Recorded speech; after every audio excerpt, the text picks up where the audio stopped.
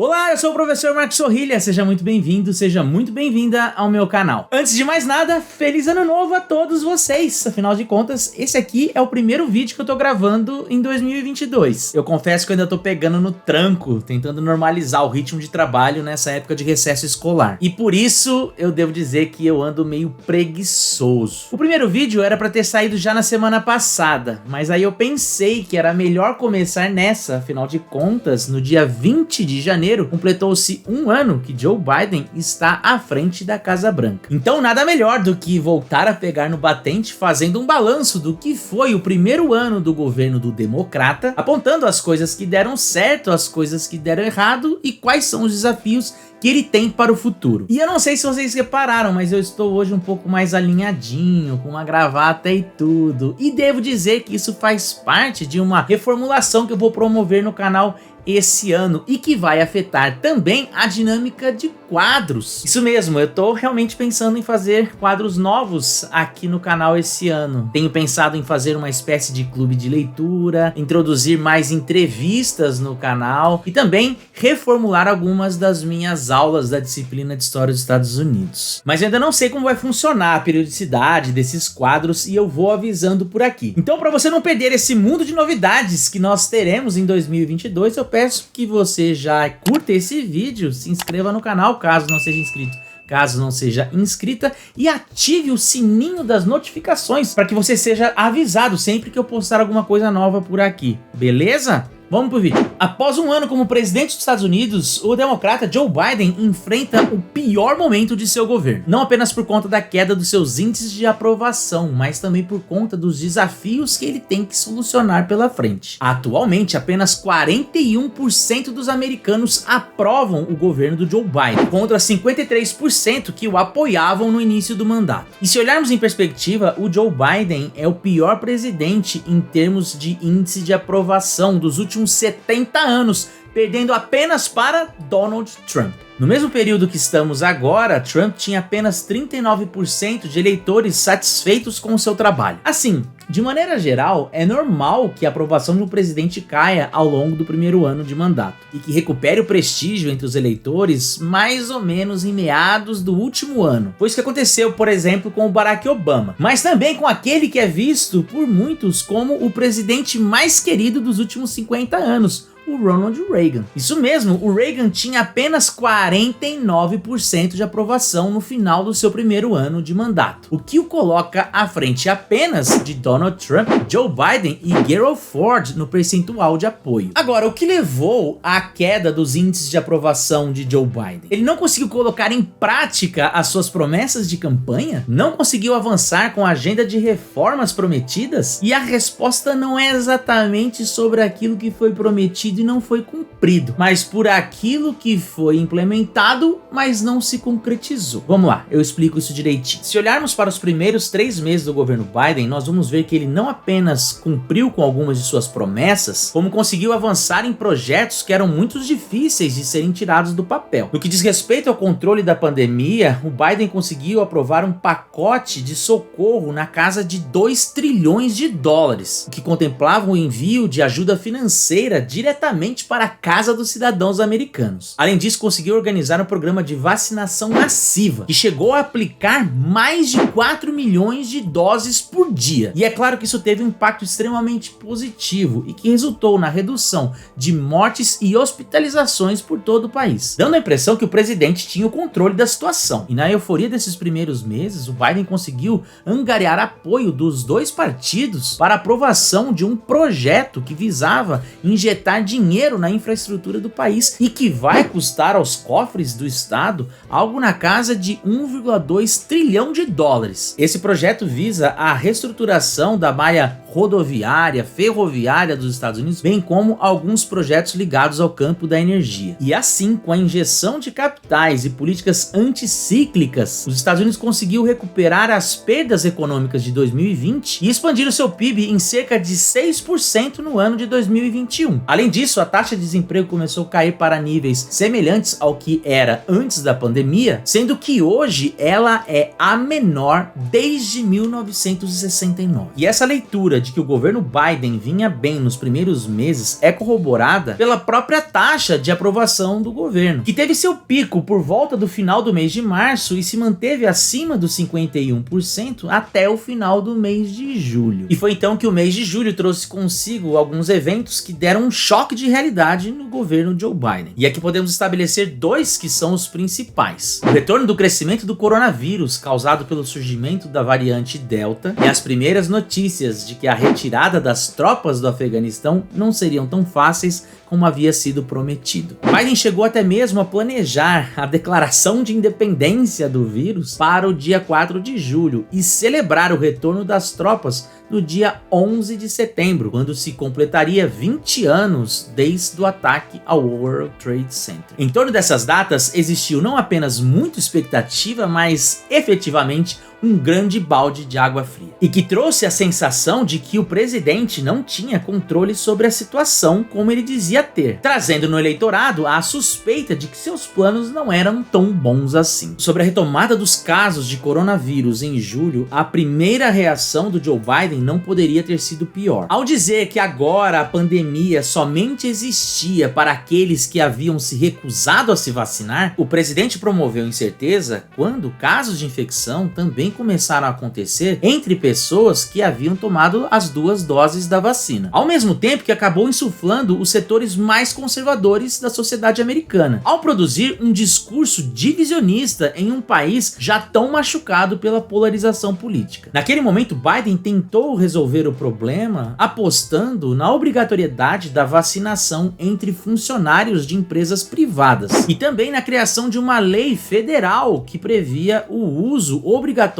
de máscaras. E ainda que a estratégia de ampliação da imunização da população dos Estados Unidos aponte para o caminho certo, a ideia da obrigatoriedade no país da liberdade não foi bem vista. Vale lembrar que lá cerca de 25% da população não tomou sequer uma única dose da vacina. E não apenas isso, luta pelo direito de não ter que tomá-la. E esse cenário se agravaria ainda mais com o surgimento da variante Ômicron no final de 2021. Junte-se a isso o fato de que a Ômicron consegue produzir um número maior de infecção, até mesmo entre os vacinados, o que acabou servindo de munição para esse grupo que era anti-vacina. Enfim, Fox News, 4chan, galera pegou aquele suco de desinformação para provar um ponto cheio de espantalhos e evidências anedóticas. Já viram isso acontecer em algum lugar?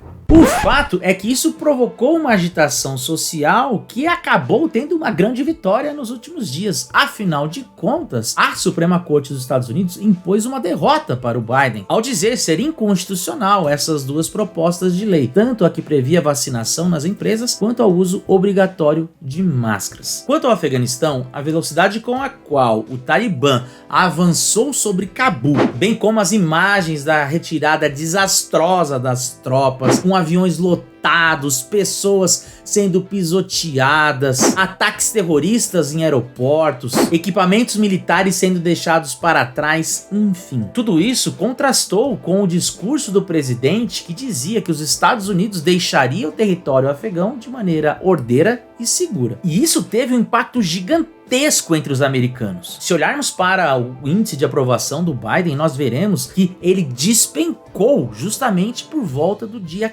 15 de agosto, quando se deu a retirada das tropas do Afeganistão. E desde então, o número de pessoas que reprovam o seu governo é maior do que o número de pessoas que aprovam. E isso não é apenas algo que teve impacto na política interna, no campo da política externa, isso também teve uma repercussão muito grande. Afinal de contas, essa saída atabalhoada minou o discurso de Biden que dizia que a América estava de volta, acendendo uma luz de alerta entre os seus principais aliados no globo, deixando então uma interrogação sobre a real capacidade dos Estados Unidos em liderar o mundo livre contra o avanço da China no xadrez geopolítico, por exemplo. Ou seja, após 4 anos de isolacionismo de Donald Trump e da quebra de uma série de acordos multilaterais por parte do ex-presidente republicano, os primeiros meses de Biden apontava para um retorno à normalidade, de uma América mais presente no cenário internacional, inclusive na reversão de vários tratados que foram rompidos pelo Donald Trump, como é o caso do Acordo de Paris. Porém, desde o Afeganistão, não apenas uma dúvida na cabeça dos aliados apareceu, como os adversários também se sentiram mais livres para movimentar os seus peões no tabuleiro, como no caso da Rússia sobre a Ucrânia e da Coreia do Norte a respeito do lançamento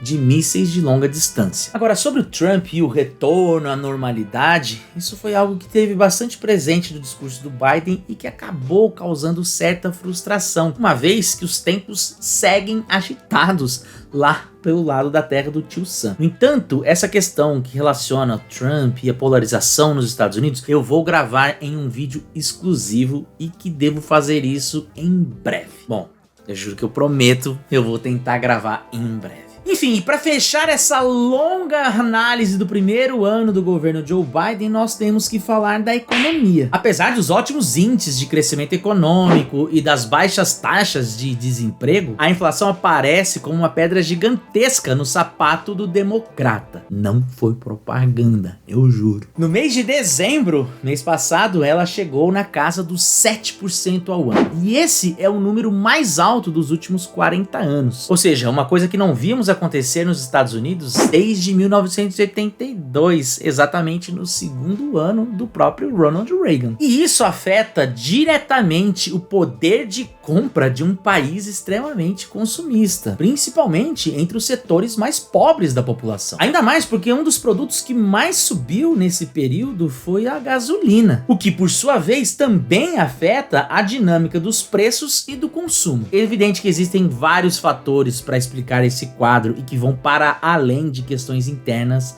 nos Estados Unidos. A própria pandemia e a quebra na cadeia de distribuição ao redor do mundo contribuíram para essa situação. Não à toa, a falta de produtos e o aumento de preços hoje se configura como um problema global e que atinge quase todos os países ao redor do mundo. Porém, ainda que se possa questionar se o problema da inflação vai inteiro para conta do Biden ou não, o fato é que ela vem após 2 grandes pacotes de injeção financeira na economia, o que fornece munição para a visão fiscalista que lá nos Estados Unidos é tão típica dos republicanos, que associam inflação com o aumento dos gastos públicos. No imaginário dos republicanos, foi justamente cortando os gastos do governo que o Ronald Reagan enfrentou a inflação no ano de 1982. E por falar em pacotes econômicos, toda essa pressão em torno do Biden resultou na perda de sua força no Congresso, e com isso na imposição de derrotas, especialmente no Senado, com a obstrução de 2 projetos que eram extremamente caros para o seu governo e para o seu partido. Eu estou falando do ambicioso plano de gastos de 1,7 trilhão de dólares e a aprovação de uma legislação a respeito do direito aos votos, que tentava impor uma derrota a uma série de normas que foram criadas por legislações estaduais e que, de certa maneira, minaram e tornaram mais difícil o acesso das pessoas ao voto, principalmente em estados republicanos. E esse quadro de paralisia e de não priorização de projetos sociais faz com que Biden também encontre resistência junto aos setores mais radicais do Partido Democrata. Isso é apenas uma amostra de como será o ano de 2022 e porque ele será ainda mais difícil para Joe Biden, uma vez que em novembro nós teremos eleições para o Congresso, com a chance de que os republicanos retomem o controle das 2 casas. Aliás, mais pra frente, lá pro meio do ano, eu prometo que vou fazer um vídeo especificamente para explicar como funciona essas eleições de meio de mandato e por que ela é tão importante para os rumos do governo do Biden, para a segunda metade do governo Biden. Pode deixar anotado que eu vou fazer. Bom, existem outros fatores que ajudam a explicar o porquê esse tem sido o momento mais difícil do governo Biden e que eu deixei de fora da minha análise, como por exemplo a questão da imigração, o abandono de algumas pautas antirracistas, a reforma policial, enfim. Mas eu acho que eu tratei as que eu julgo mais importantes nesse momento e que tem um impacto na sociedade de maneira geral. De qualquer maneira, eu vou deixar vários links aqui na descrição do vídeo para que vocês possam conferir e aí sim terem uma apreensão mais completa de tudo isso que eu falei para vocês hoje. Bom, diante de tudo isso, eu espero que vocês tenham 2022 muito melhor do que aquilo que se projeta para o governo Biden. Escreva nos comentários o que você achou desse vídeo e nos vemos semana que vem. Eu prometo. Tchau, tchau.